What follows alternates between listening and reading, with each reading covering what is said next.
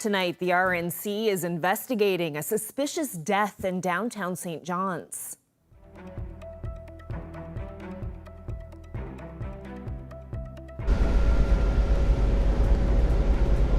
Police are looking for leads after finding the body of a woman on Water Street last night. This is not going to define me. I'm going to live a good life, no matter how long I'm given. Doctors say a Maddox Cove woman has 1 year left to live if she doesn't get a new liver. I'm Catherine Crummy. I'll have her story coming up. We have decided to provide our full support to Newfoundland's litigation strategy to their lawsuit around equalization. The Premier of British Columbia pledges support to Newfoundland and Labrador's fight to change the equalization formula. This is CBC Here and Now.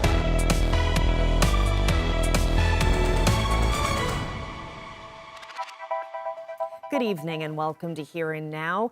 We begin in downtown St. John's, where a woman was found dead last night. Police were called to the area of Water and Springdale Street just before 9 p.m. The RNC says the death is suspicious. The CBC's Arlette Lazarenko has the details.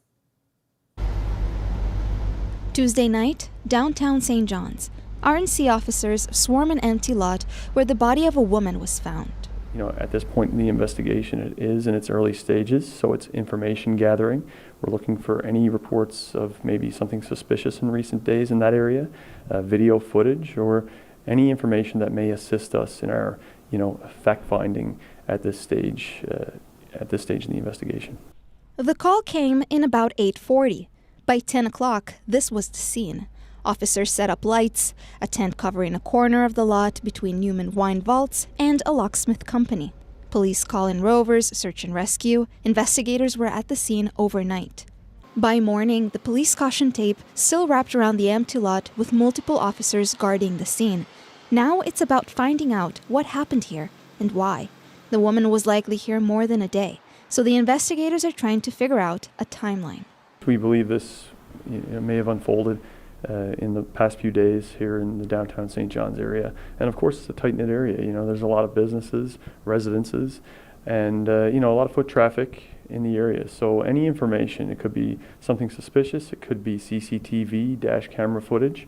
Any small detail can be of great value to an investigation as we move forward. The closest the RNC would say about what happened here is that it's a suspicious death. In the coming days, we'll learn more about what happened here and who was the woman found in the empty lot. Arlette Lazarenko, CBC News, St. John's.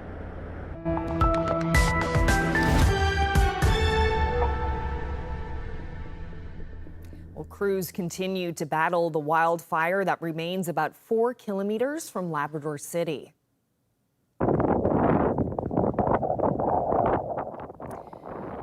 This video from Tuesday near the Quebec-Labrador border shows water bombers fighting the fire that forced the evacuation of thousands of people from western Labrador.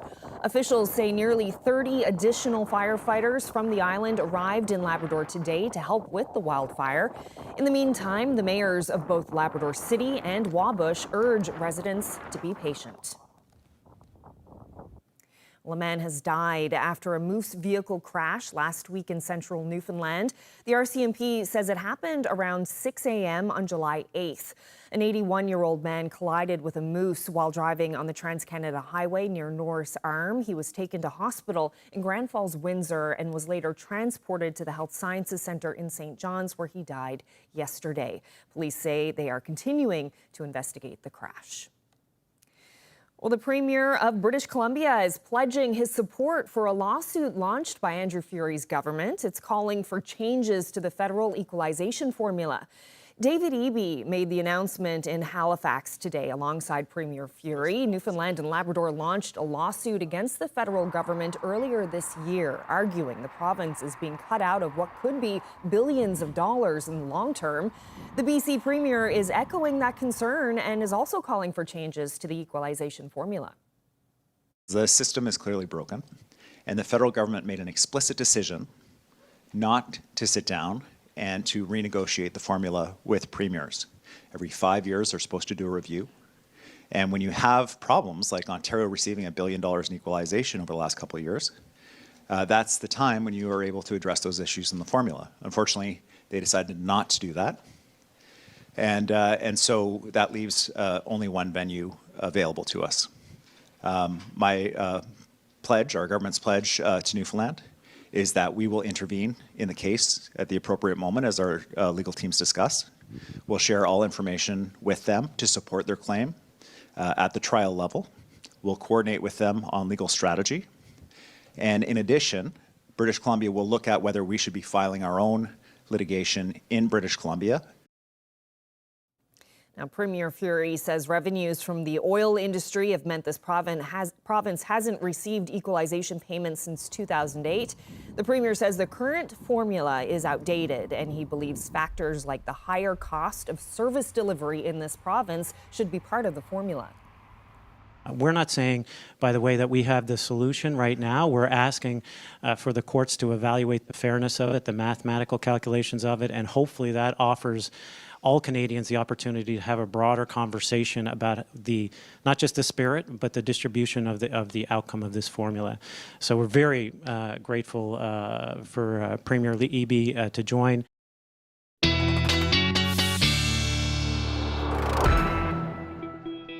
Well, the weather today, we've certainly been seeing some rain for parts of Green Bay, White Bay area, where somewhere between 20 to 40 millimeters fell thanks to a thunderstorm that rolled through earlier today. Up across Labrador, we're seeing some cloud cover, and still in Lab West, the chance of some showers as we head through the next couple of hours. But right now, we are just seeing some cloudy skies, about 20 degrees in Wabush, 23 with that humidity, and the winds have really dropped off. Those winds are only around 6 kilometers per hour. Like I said, over the next few hours, we are looking at that chance of some showers. Temperatures are going to drop as we head through tonight down to the single digits yet again. And these chances of rain are going to continue over the next couple of days. Very unsettled pattern up across Labrador. As we head through the day tomorrow, we expect those periods of rain really for most of the big land, with the chance of showers as well across the island. This will continue into Friday with that chance of showers, and even into Saturday. Definitely good news for those firefighting efforts. We'll get into the full forecast when I come back. Thanks, Ashley. Maddox Cove woman has been beating the odds for almost 30 years, but now Janet Hung needs a new liver. Doctors say she won't live another year without one, so she's pleading for help to find a match. The CBC's Catherine Crummy has her story. Janet Hong was in her late 20s when she was diagnosed with primary biliary cholangitis, a chronic autoimmune disease that attacks the liver. When she was diagnosed, she was given 2 years to live. That was 27 years ago. That was my really important deciding point, is that this is not going to define me. I'm going to live a good life, no matter how long I'm given. All was well until about 6 months ago, when Hong started getting short of breath. It was back to the doctors. Bad news. A rare complication from the liver failure, one that restricts oxygen to the blood. She now uses an oxygen tank 24/7. So I'm now faced with a liver transplant, because that's the only way to fix this pulmonary complication that's in addition to the liver. For Jane and Hong, a new liver is the difference between life and death. But finding a donor hasn't been easy. She turned to Facebook in June, looking for a live donor, and asking anyone who thinks that they could be a match to contact the UHN Ajmera Transplant Center in Toronto. The beautiful, amazing thing about the liver is that it has the capacity to regenerate or grow back to full size within a period of 3 months following the surgery, both in the person who donates, the donor, as well as in the person that receives that organ. Meanwhile, Hong continues to wait for a match. She remains grateful for the past and hopeful for the future. It's something. It's been a really interesting ride, and I'm sure it's going to continue to be a really interesting journey after this. Once I get through this little large hiccup of a transplant, and all the new drugs that'll be coming at me, I think it's going to be great. Catherine Crummy, CBC News, St. John's. Well, more than 800 passengers aboard the Insignia cruise ship visited Corner Brook today. The ship from the Oceania Cruise Line docked in port around noon today. This is one of 36 vessels that will visit the West Coast during the tourist season. Most guests were from the southern United States. They braved the rain and walked along the port's vendor market for some souvenirs and live music. This ship will make 51 stops in places like Greenland, Iceland, Norway, and France. And I were from Palm Springs, California, where it's 124 degrees. So we're very happy for your cooler weather, although it's a little sticky right now. But this is true. It is quite sticky. What'd you make of it? It's a beautiful city. It really is. Not enough time here, but one day we get a little flavor of what it's like and really liked it. Mesquite is a desert, and so this is a totally different environment. It's beautiful. I love the green. I love the water. The weather could have cooperated a little better, but no, it's beautiful. When we left Mesquite, Nevada, it was 120 degrees. So we're dropping about 60, 70 degrees by coming here. This is wonderful for me. What are you most looking forward to? Iceland. Iceland. Yeah? Why is that? The scenery. Yeah. Same. Scenery. Scenery. Yeah. Although we're really looking forward to St. John's on the way back, because we love Republic of Doyle. Okay, well, this morning in St. John's, the FFAW handed out free, fresh northern cod, hoping to grab some public attention. It's part of an ongoing protest against the federal government's decision to reopen the commercial cod fishery. A major point of contention is offshore draggers. The fisheries union says foreign trawlers should not be permitted to fish cod. The giveaway drew a big crowd, and the union says it handed out 2,000 pounds of northern cod in 35 minutes. It will be one per person because obviously we have a lot of interest here today. We're gathered here today giving out free cod. It's not about the free cod, it's to try to get the public support, to try to get the federal government to change their position and their announcement on what they've done, to basically giving away what we've spent 32 years trying to rebuild, which is the northern cod. We were promised the first 115,000 metric ton. The inshore harvesters and the indigenous were promised this, and it seems like our federal government has turned it completely around and now given it away to the offshore trawlers.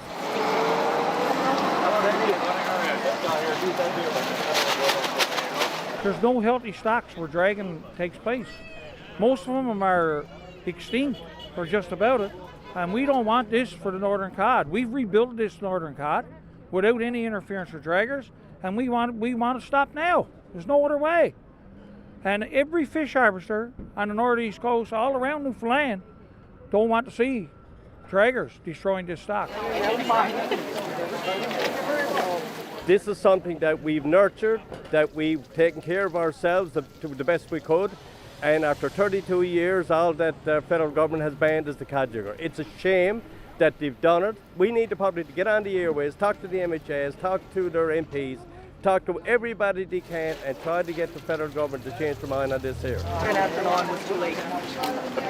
It's a right that people have, and we will lose that right again, because when they destroy it, there will be no food fishery, there will be no fishery. So Newfoundland and Labrador was built on the cod fishery. We still need the cod fishery. It's a great part of our income. It's a part of people coming into the communities. It's a part of tourism.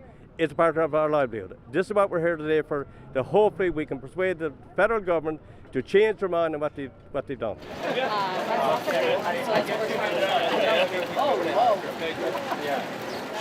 Give it 2 years' time. If we open up this fishery to offshore draggers and to like draggers itself, we will destroy this fishery. What we spent 32 years to build up, it will be destroyed. Let's see what you got. Let's see your haul. Oh my. They are right here on VOWR. The program is Music Unlimited. History and nostalgia take center stage as VOWR celebrates a major anniversary, 100 years on the air. They're even restoring this old radio booth. We'll tell you all about it coming up. Well, we've got some showers on the go across parts of the northern peninsula. A few showers rolling across the Avalon as well. I'll get into all the details coming up.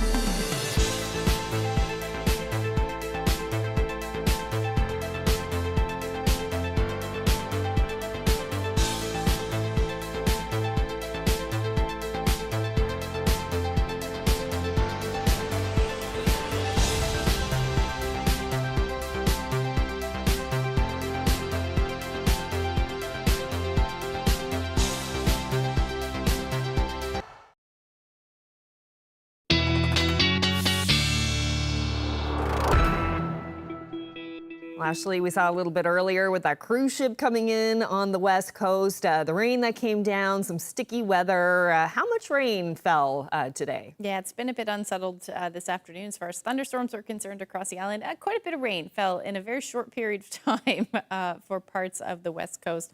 Let's take a look at what's going on today. So anywhere from about 20 to 40 millimeters fell for areas like Twillingate, Birchie Narrows, Fortune Harbor, Luscious Bight. Deer Lake picked up 39.1 millimeters of rain. And again, that was thanks to that thunderstorm that rolled through around noon today. Now, temperatures this afternoon have been a bit cooler than we've been seeing for the past couple of days in some areas. But boy, was it humid again today. Anywhere from 21 to 26 degrees for most, except northern peninsula and along the south coast and onshore flow. Your temperatures were a tad cooler today. Labrador generally seeing temperatures in the 20s for the west and central. Towards the coast, though, just barely the teens and single digits, the story for Nain this afternoon. You are going to see some temperature rebound, at least over the next couple of days, but you got a couple of days, you got another day of cool air. Now, as far as that rain is going, most of it is offshore now. We're not really seeing any thunderstorms associated with that anymore, but there are some heavier bouts of rain moving through, and a few showers around in and around the Avalon. So if you feel a few sprinkles, don't be surprised in the next half hour or to an hour. But there's a look at the heaviest showers right now. So those will move through, and through the night tonight, we are looking at the rain generally continuing, or at least the potential for some rain continuing. But these humidex values today, right now, still feeling very warm, feeling more like 33 degrees in Deer Lake right now, 29 in Corner Brook.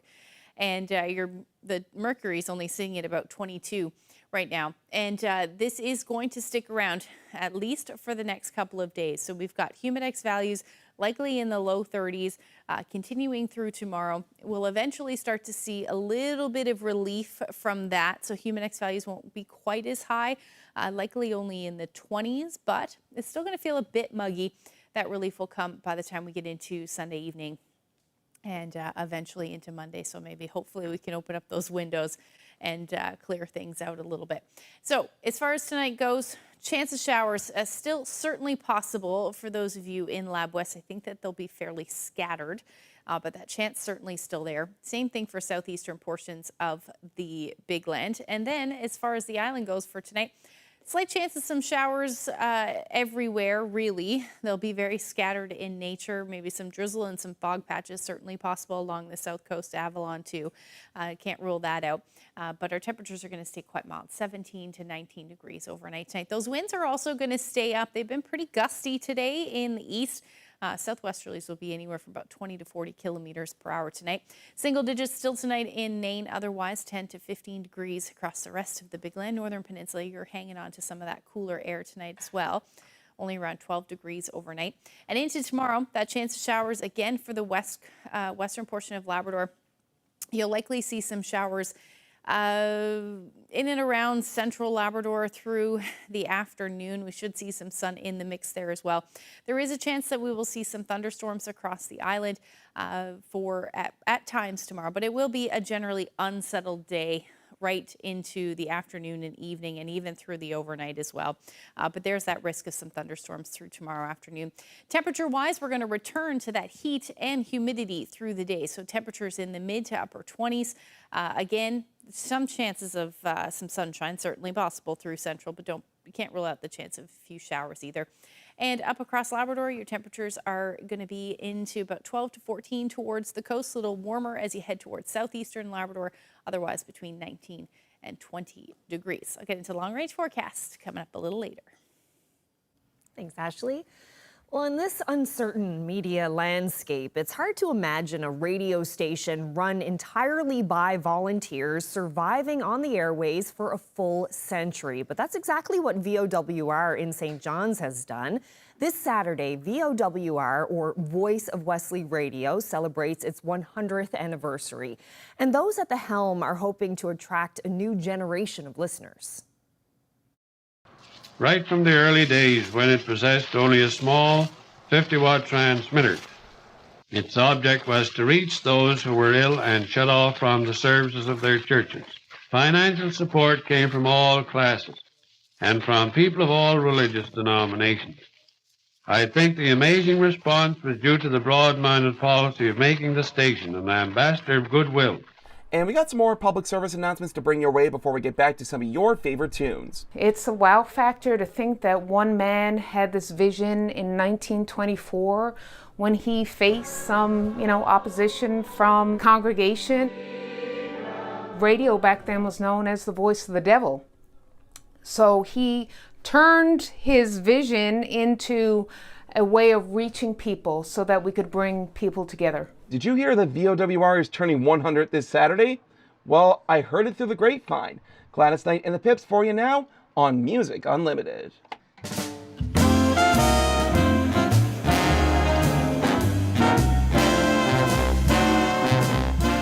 We play vinyls here. We also play tapes and CDs as well. Our library is massive. That's one thing that really, struck me when I first came here was the library.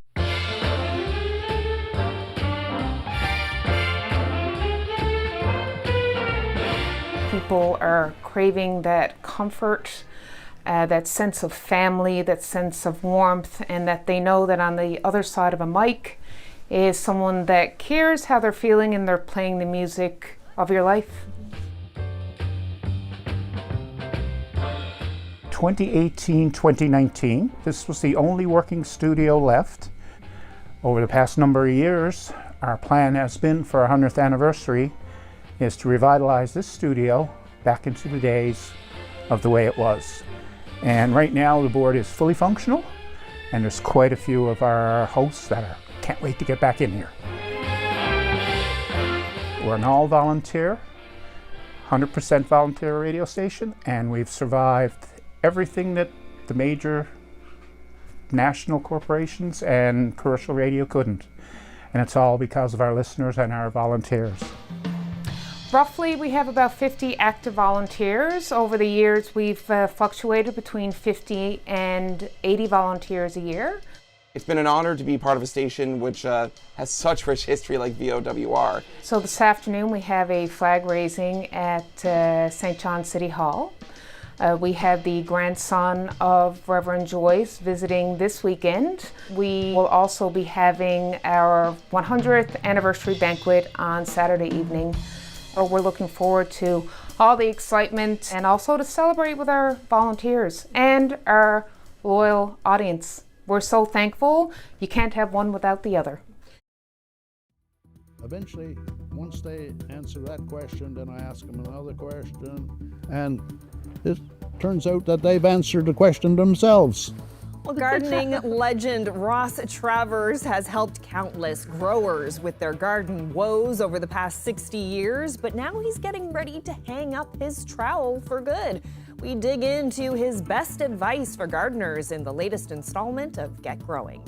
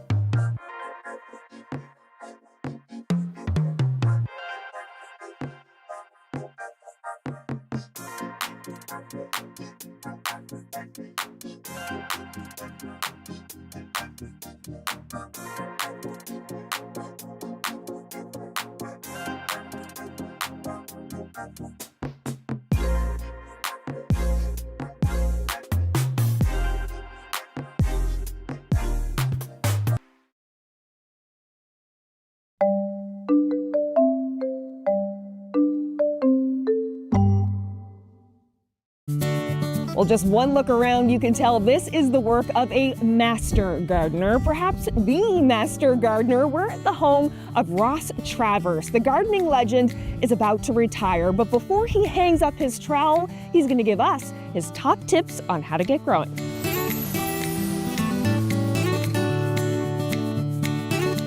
I'm Ross Travers, and this is Torbay, where we live. We had a big nursery, but we've retired now, so now we just have plants for ourselves and some for friends. So you're retiring next year. Well, in order to retire, you've got to have a job, so I don't have a job, right? What does retirement mean for you? Well, probably not taking so many calls. Travers Gardens. We closed up our family business 4 years ago, and according to my wife, that was retirement, right? Mm-hmm. Of course, a lot of people are thinking about fertilizing lawns this time of the year. And with CBC, when I first started, I was doing that program every week for the summer season. What does it mean for you to be able to give that advice and to know that you've helped so many gardeners over the years? I really feel satisfied, especially when I get feedback from the person that it worked. Out of all of your experience, what would you say are some of your top tips? Start off with a flower pot. Okay. Don't try to grow a lot of things if you haven't grown anything before. Just a small area. Start small. Start small. Like most things, it really makes a difference. There's basic recipes for most things in the gardening world. When you have to grow plants, you need basically 3 ingredients. You need the nutrients, which is the nitrogen, phosphorus, and potassium. Then you need to somehow neutralize the acidity of the soil. The third ingredient is organic matter, or some material to grow the plants in. And so if you follow the basic recipes, the lime, the fertilizer, the pruning, and that sort of thing, then these tried and true basic recipes will work. What are some of the biggest mistakes that you've seen people make over the years? Feed the plants during the growing season. A lot of people put things in the ground, start to grows good for a while, and then it runs out of nutrients. Like I say, the nitrogen, phosphorus, and potassium is the key to successful growth. If you're growing plants, especially in containers, it's important to know when and how to water, because there's an old saying that you make your plant at the end of a water hose. I've learned so much from the people that call in and ask the questions. What have you learned? The answer is in the question. I got this problem with my lawn. It's not growing. So then I have to ask them, well, what did you do, and that sort of thing. Eventually, once they answer that question, then I ask them another question, and this turns out that they've answered the question themselves. Will you miss it? Yes. Yeah. After being in the gardening for 60 years or more, then it's hard to just drop everything and not grow something. Well, Ross Travers, you have helped so many people in this province get growing over all of these decades. Thank you so much for everything that you've done, and I hope you enjoy your retirement. Well, thank you very much.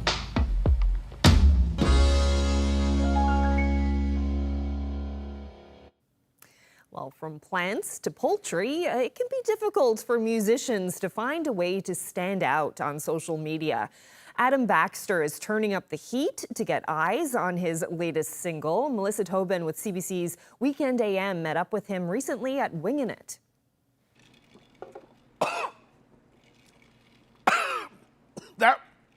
I signed myself up for the NFOD Wing Challenge because I told my social media followers that if I got my song Kickin' on an Atlantic Canadian chart in the top 3 that I would come and do this. And I never thought it would happen, but here we are with egg on my face. Here we go. Oh my God, I'm terrified. Not a huge spicy food guy, but I'm definitely a do whatever I can to get those votes kind of guy, I guess. So tell us a little bit about that song. When I was a teenager, I was an avid and very successful Taekwondo athlete. Like, I was 2-time Canadian champion. I went to the World Championships and made it all the way to the quarterfinals once in 1998. And once I graduated high school, I really let that go by the wayside. And I just really made bad decisions like partying and hanging out with friends, and I just let that slip out of my life. And now that I'm in my 40s, I really regret that decision. You know, if I could have my time back, what would I do differently?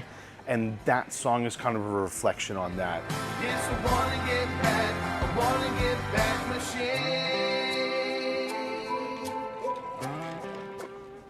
So as long as I keep the cold water coming, it's manageable, but yeah, I'm definitely getting a little dizzy, but it gets worse. Should we call an ambulance? No, I wouldn't say. I just can call my mom and tell her I love her, but it's really hot, and it just, when you leave it, it just gets worse and intensifies. Ha! I feel like someone's putting a cigarette on my tongue. Oh.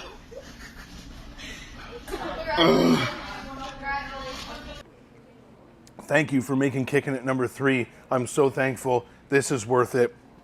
It is, sort of. Oh! While I was doing my undergraduate degree of architecture, I also got a minor in motion picture arts. So it's always been a huge passion of mine. And so this project was really combining the architectural side with the filmmaking side. Well, a man with ties to this province and a love of wooden boats has put the two together for a film. We'll see some of it coming up.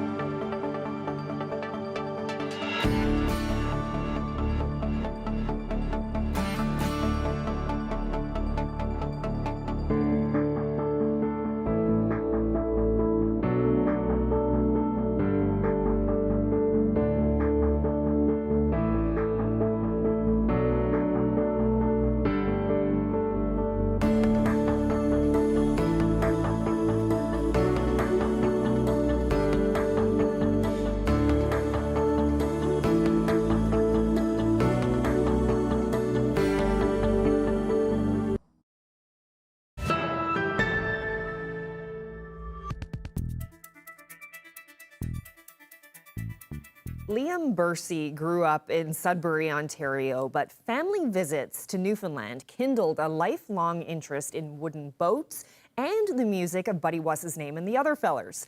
Now Bursey has made a documentary about wooden boat building for his master's thesis, and he got his favorite Newfoundland band to provide the soundtrack.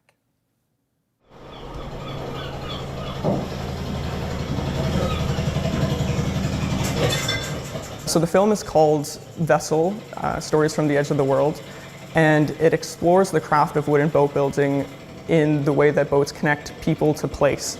Can I ask you who made this boat? Lots of boat people made.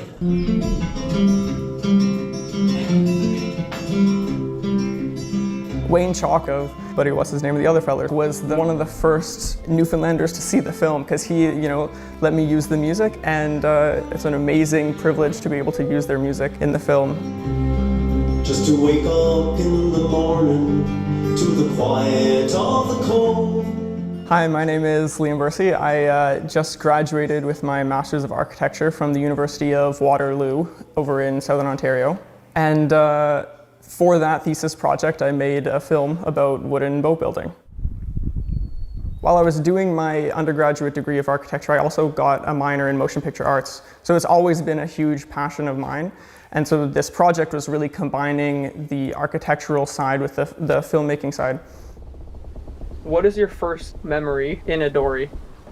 Oh, we had a dory. We had a dory for years and years and years back. We always had a dory. We always had them right from that. We used to play wrong and around into them when they be wrong fellas, eh? We had a small punt too, a little punt. Small punt, not very big, eh? Me and my sister used to bring rocks in there. When they built the water for her, we used to go around, and load it up with rocks. We have a load right full of rocks. And they give us a half a ton first. And that was 75 cents. My dad's side of the family is from Newfoundland. When I was growing up, I'd always hear these stories and we'd come here sometimes, but recently I found out that my great-great-grandfather, John Blackmore, was a boat builder in Port Union. And so I wanted to research wooden boat building as a way to sort of, uncover this piece of my heritage or sort of reconnect with my roots here in Newfoundland. I came here and had only one contact of a boat builder in Burin.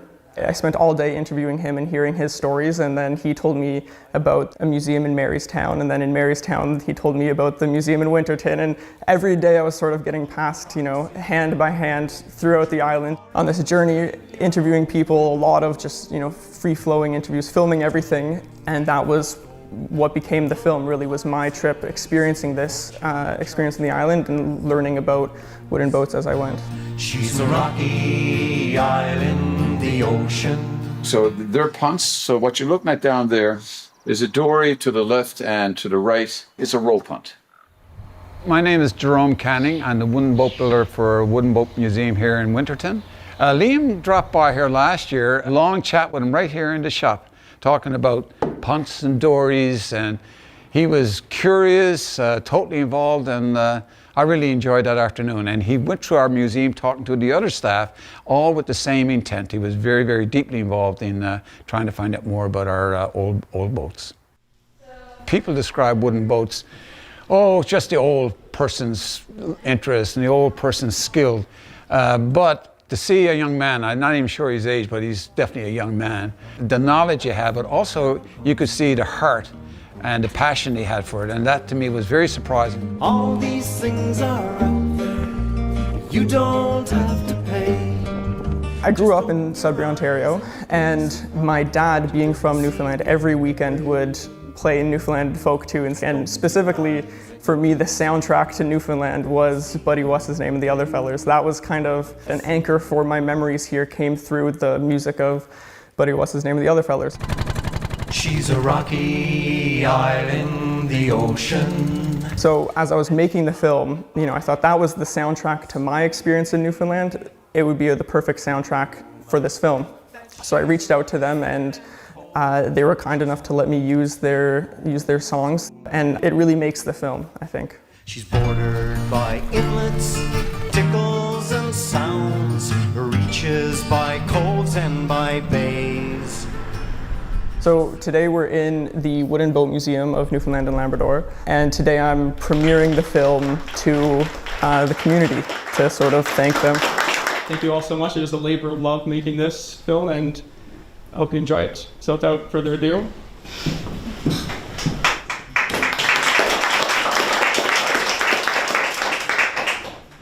In Make and Break Harbor, the boats are so few, too many are pulled up and run.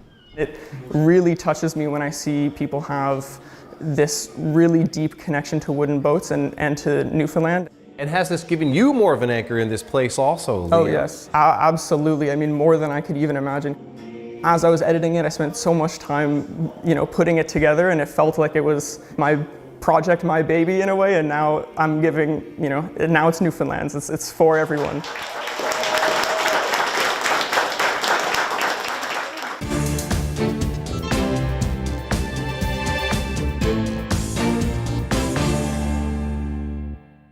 Canada's biggest city is still cleaning up from one of its biggest rainfalls ever. Toronto received a month's worth of rain in just a matter of hours yesterday. Flooding closed major roadways and parts of the transit system, flooded basements, and caused a major power failure.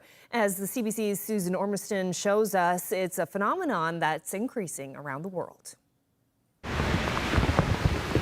We shouldn't be surprised. Climate scientists have been warning of more intense weather more frequently, that turning up the heat in the atmosphere can spell disaster. If you imagine a bubble of air, it can only hold so much water, and the amount of water it can hold is dependent upon its temperature. As the temperature goes up, the amount of water that air bubble can hold goes up. And as it carries more water, it also preferentially has to rain that water out. Toronto isn't unique, it's the latest. Severe storms swept through the Chicago area Monday, canceling flights at O'Hare, damaging homes. The wind was so bad, it got scary. Iowa got lashed by sudden storms tearing off roofs. This Toronto scene is becoming a familiar landscape. The climate change is real. We're seeing the impact of it. These kind of severe storm is going to increase, so it's very important that we look at mitigating these kind of effect. That will take time, cost billions, and force hard choices. And we're removing things such as natural infrastructure, wetlands, grasslands, and forested areas. And these natural spaces, they actually act like sponges. So we're getting rid of so much of this and replacing it with cement. Last year's severe fires and natural disasters in Canada cost over $3 billion in insured damages. Around the world, the impact is much greater. Southwest China saw record rains this week in a summer of extreme weather. Muddied homes in eastern Afghanistan left in the path of deadly rainstorms. And a search for survivors in Nepal after monsoon rains triggered a landslide, sweeping 2 buses into a raging river. Our planet is trying to tell us something, but we don't seem to be listening. Even as we pass 1 full year of record warming. Susan Ormiston, CBC News, Toronto.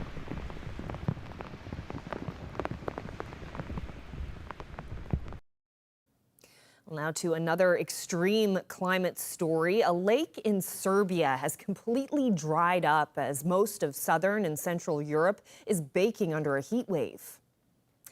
This is how Rusanda Salt Lake in northern Serbia looks now. Much of the Balkans has been sizzling in record-breaking temperatures. Several countries in the region are dealing with mercury hovering around 39 degrees Celsius. Local residents say they're worried about the ongoing scorching weather. Experts point to climate change for the growing frequency of heat waves.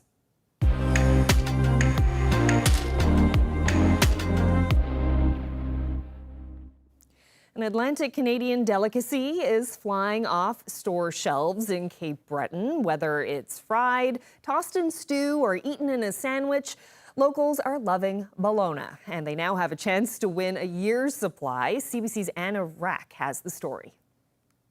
It may sound like bologna, but this Newfoundland steak has been filling up carts at the Medical Hill Pharmacave in Glace Bay. The Atlantic Canadian staple is made up of processed meats and a large dose of salt and a blend of spices, and it's well loved in many Cape Breton recipes. There's a long history of Bologna, I think, in Atlantic Canada. I'm sure we've all grown up with it in some shape or form. It seems to be a staple item at the breakfast table or supper table or the barbecue here. 3 pharmasaves in Cape Breton are hosting Bologna Bonanza, a competition for people to submit their favorite stories and recipes. The prize? A $50 gift card and a year's worth of bologna. That's 130 pounds of meat.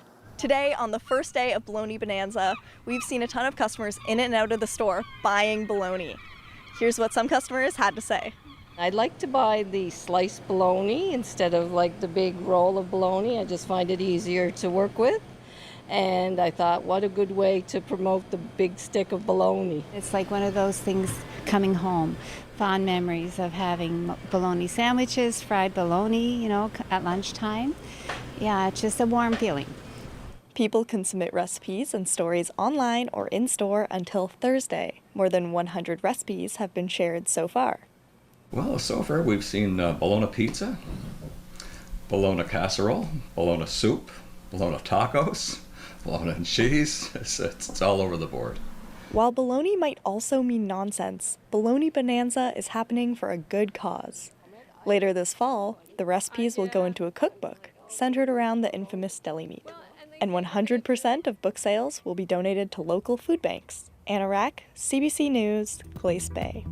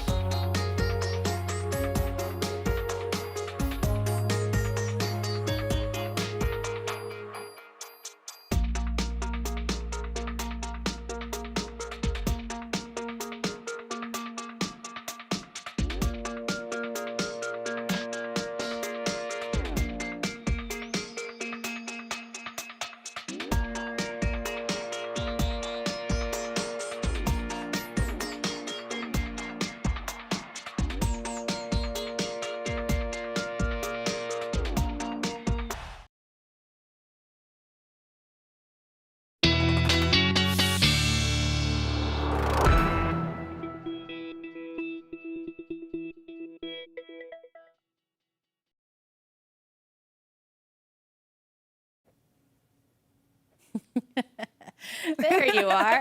Hello. I'll just step right over here. Okay, so this is a bit different than we normally do it, but this is where we talk about the long-range forecast, and I'm excited to hear if the weekend is still going to be as nice as it has been looking all week. It does look like it will be fairly decent. We do have some rain to get through, though, until we get there. So we're going to start with our Thursday evening forecast, or our Friday forecast, really. We're going to see the chance of some showers moving through, at least for the morning hours across the island. So up across Labrador, it looks like things should clear out in the west, but some more showers still certainly possible for central and coastal areas of Labrador. And these showers will likely stick around, at least the chance of showers will likely stick around across the island for most of us anyway through the day. Northern Peninsula, you may clear out, but as we head into the evening, it will be a lot more scattered as far as that goes. But overall, our daytime highs still in the low to mid 20s for most of us. Again, we're still looking at some muggy conditions, but things will we'll get a bit of a reprieve as we head into next week. And then Labrador, single digits, still the story for northern portions of the Big Land. 9 degrees in Nain, 21 degrees in Lab City, so definitely warming up, or staying mild, I should say.